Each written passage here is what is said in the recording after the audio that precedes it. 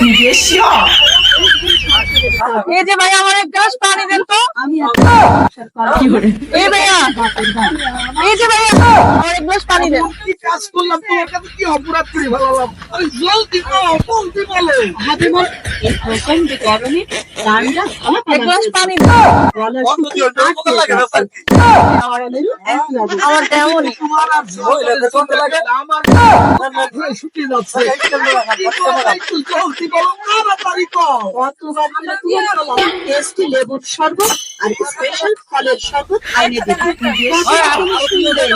আমার অবস্থা এখন যাই হয়। এ খাবা তুমি?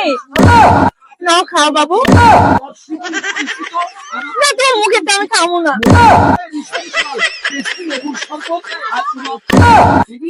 কি করে